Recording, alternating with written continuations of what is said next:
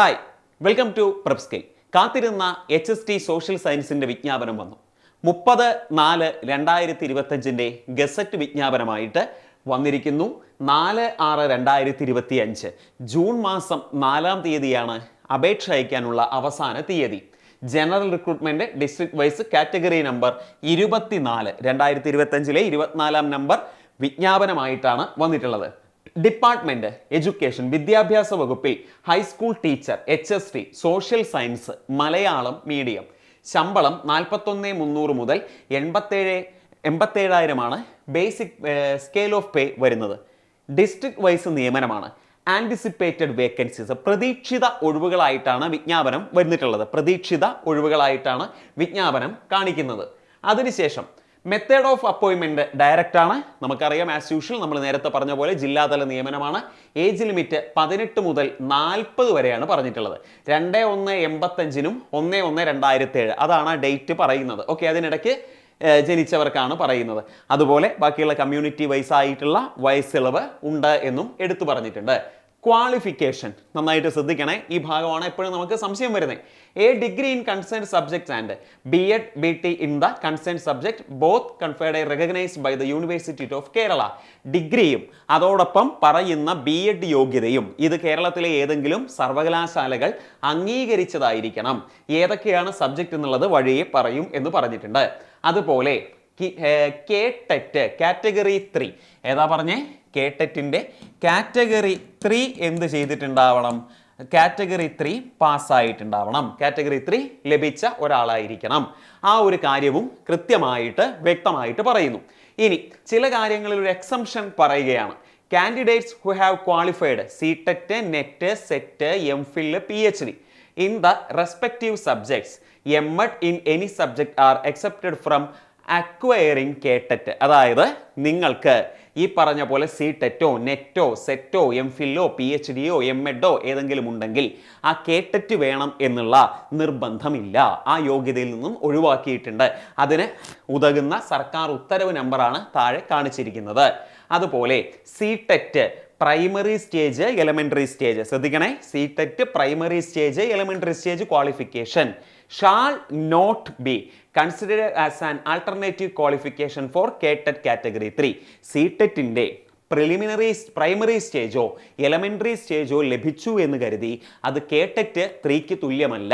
അതായത് അങ്ങനെ കിട്ടിയെന്ന് വിചാരിച്ചത് KTETന്റെ ഒരു തത്തുല്യ യോഗ്യതയായി കണക്കാക്കാൻ പാടില്ല എന്നാണ് പറഞ്ഞിട്ടുള്ളത്. അപ്പോൾ ആ ഒരു 2 കാര്യം ഈ എക്സെപ്ഷനിൽ കിടക്കുന്നുണ്ട്. അതിനുശേഷം നോട്ടായിട്ട് പറയുകയാണ്, MPhil in the concerned subject be the one awarded by any of universities Kerala or recognized as equivalent by any of universities Kerala. പറയാവുന്ന കാര്യമില്ല. MPhilന്റെ തുല്യതയുടെ കാര്യമൊക്കെ പറയുന്നു. ഓക്കെ, ഇനിയാണ് ആ യോഗ്യതയുടെ കാര്യം ഒന്ന് വ്യക്തമായിട്ട് പറയുന്നു. Applicant should have taken history, economics, geography, politics, philosophy or sociology. എങ്ങനെയാ പറയുന്നത്? എന്തൊക്കെയാന്ന് പറഞ്ഞു? History, economics, geography, politics, philosophy, sociology എന്നിവയിൽ ഏതെങ്കിലും ബിരുദത്തിന് മെയിൻ സബ്ജക്റ്റായി എടുത്തിട്ടുണ്ടാവണം. അതുപോലെ candidates who possess BEd degree in social science after obtaining a degree in commerce or music before 21/9/2022 are also eligible to apply for the post. അപ്പോൾ ഈ പറയുന്ന ഏതെങ്കിലും വിഷയത്തിൽ നിങ്ങൾക്ക് ഡിഗ്രി, അല്ലെങ്കിലോ നിങ്ങൾക്ക് കൊമേഴ്സിലോ മ്യൂസിക്കിലോ ഉള്ള ഡിഗ്രി, അതോടൊപ്പം നിങ്ങൾ എന്ത് നേടിയിട്ടുണ്ടാവണം? BEd, അത് സോഷ്യൽ സയൻസിൽ BEd നേടിയിട്ടുണ്ടാവണം. പക്ഷേ അത് ഏതിനു മുമ്പായിരിക്കണം? 21/9/2022 മുമ്പായിരിക്കണം ആ ഒരു കാര്യം നേടിയിട്ടുണ്ടാവേണ്ടത്. എങ്കിലേ നിങ്ങൾക്ക് എന്ത് ചെയ്യാൻ പറ്റൂ? അതൊരു തത്വമില്ല. അപ്പോൾ കൊമേഴ്സ് പഠിച്ചവർക്ക് സോഷ്യൽ സയൻസിലാണ് BEd എങ്കിൽ ചെയ്യാൻ പറ്റുമോ എന്നുള്ളൊരു ചോദ്യം ധാരാളമായിട്ട് വന്നിരുന്നു. പറ്റും, പക്ഷേ അത് 21/9/2022 മുമ്പായിരിക്കണം ആ യോഗ്യത നിങ്ങൾ നേടിയിട്ടുണ്ടാവുന്നത് എന്നുള്ള കാര്യം ഒന്ന് ഓർമ്മിക്കണം. അതുപോലെ diploma in rural service awarded by the national council for rural higher education will also be treated as equivalent to degree for the above purpose. Okay, അപ്പോൾ ഇതും ആ റൂറൽ സർവീസും അതൊന്ന് തുല്യതയായിട്ട് കണക്കാക്കിക്കൊള്ളണം എന്നാണ് പറയുന്നത്. The candidates who have acquired BA ED integrated courses, social studies or English conducted by the Regional Institute of Education in Mysore are also eligible to apply for the post.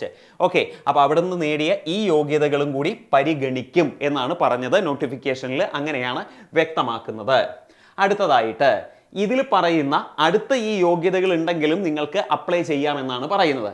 BA degree in Islamic history and Urdu double main and BEd social studies. Social സയൻസിൽ BEd എന്നുള്ളത് compulsory ആണ്. അതോടൊപ്പം നമ്മളോട് പറയുകയാണ് ചില കാര്യങ്ങളിൽ എന്ത് പറയുന്നു, BA degree in Islamic history and Urdu, ഈ ഡബിൾ മെയിനുള്ള കോഴ്സ് ഉണ്ടെങ്കിലും നിങ്ങൾക്ക് എന്ത് ചെയ്യാം, അപ്ലൈ ചെയ്യാം. BA degree in Islamic history അത് main, general economics and Indian history sub, അങ്ങനെ ചെയ്തിട്ട് അതോടൊപ്പം BEd ഇൻ ഹിസ്റ്ററി ആണെങ്കിലും നിങ്ങൾക്ക് എന്ത് ചെയ്യാൻ പറ്റും, അപ്ലൈ ചെയ്യാൻ പറ്റും. BA degree in Islamic history and Arabic main, പിന്നെ അതോടൊപ്പം എന്തും വേണം, BEd ഹിസ്റ്ററിയും വേണം. ഓക്കെ, അതിനൊക്കെ കാര്യമാകുന്ന അല്ലെങ്കിൽ അതൊക്കെ പ്രതിപാദിക്കുന്ന സർക്കാർ ഉത്തരവുകളും കൂടി അതോടൊപ്പം കൊടുത്തിട്ടുണ്ട്.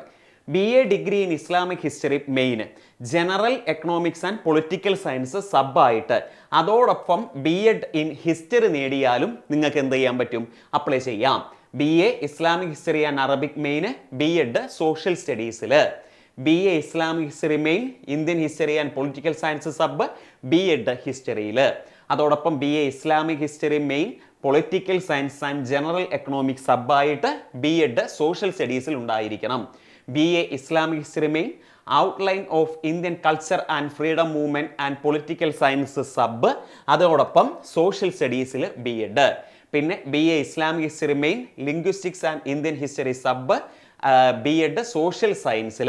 ഇതൊക്കെ ഉണ്ടെങ്കിലും നിങ്ങൾക്ക് എന്ത് ചെയ്യാമെന്നാണ് പറയുന്നത്, അപ്ലൈ ചെയ്യുക. അപ്പോൾ നേരത്തെ പറഞ്ഞ യോഗ്യതകൾ അല്ലെങ്കിൽ ഈ പറഞ്ഞ യോഗ്യതകൾ അതിന് തക്ക സർക്കാർ ഉത്തരവുകളും കൂടി ഇവിടെ എന്ത് ചെയ്തിട്ടുണ്ട്, പ്രതിപാദിച്ചിട്ടുണ്ട് എന്നുള്ള കാര്യം ഓർക്കുക. അപ്പോൾ ഇത്രയുമാണ് നോട്ടിഫിക്കേഷൻ ഉള്ളത്.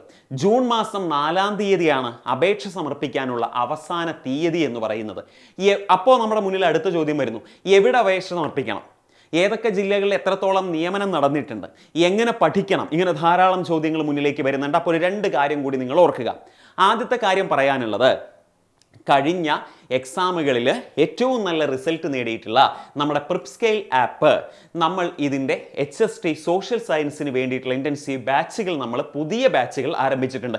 കുറേ ബാച്ചുകളുടെ കാര്യങ്ങൾ നിങ്ങൾ ഓൾറെഡി അറിയിച്ചിട്ടുണ്ട്. അപ്പോൾ ആ പുതിയ ബാച്ചുകളിലേക്കുള്ള അഡ്മിഷൻ നടന്നുകൊണ്ടിരിക്കുകയാണ്.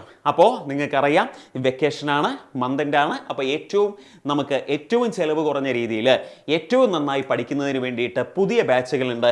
3499 രൂപ നിങ്ങളുടെ സബ്ജക്റ്റ്, അതോടൊപ്പം പാർട്ട് എ, എക്സാമുകൾ, ഇതെല്ലാം അടങ്ങുന്ന നമ്മുടെ കോഴ്സ് നിങ്ങൾക്ക് അവൈലബിൾ ആണ്. അപ്പോൾ അത് നിങ്ങൾക്ക് വേണമെങ്കിൽ താഴെ കാണുന്ന നമ്പറിൽ ഒന്ന് വിളിക്കുകയോ വാട്സപ്പ് ചെയ്യുകയോ ചെയ്താൽ മതി. അതോടൊപ്പം ഒരു കാര്യം കൂടി ഓർക്കുക, കഴിഞ്ഞ HST സോഷ്യൽ സയൻസിൽ 2ാം റാങ്ക് ഉൾപ്പെടെ നിരവധി മുൻനിര റാങ്കുകാരെ സൃഷ്ടിച്ച ആപ്പാണ് നമ്മുടേത്. അതിൽ 2ാം റാങ്ക് നേടിയ ടീച്ചറുടെ ഇൻ്റർവ്യൂ വരാനുണ്ട്. അത് വളരെ പെട്ടെന്ന് തന്നെ നമ്മൾ അപ്ലോഡ് ചെയ്യും. അതോടൊപ്പം ഇപ്പോൾ നിങ്ങൾക്ക് അറിയാനുള്ള ഏറ്റവും പ്രധാനപ്പെട്ട വിഷയവും ഏത് ജില്ലയിൽ നമ്മൾ അപേക്ഷിക്കണം, നമ്മുടെ മുന്നിലൊരു ചോദ്യമായിട്ട് നിൽക്കുകയാണ്. അപ്പോൾ ഓരോ ജില്ലയിലും നടന്ന നിയമനങ്ങൾ എത്ര, ഓരോ വിഭാഗത്തിലും എത്രത്തോളം നിയമനങ്ങൾ നടന്നു, ആ കാര്യങ്ങളെക്കുറിച്ചിട്ടുള്ളൊരു വീഡിയോ വളരെ പെട്ടെന്ന് തന്നെ നമ്മൾ ചെയ്യുന്നുണ്ട്.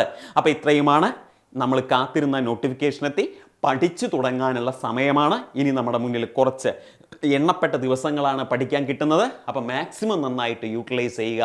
Okay, thank you.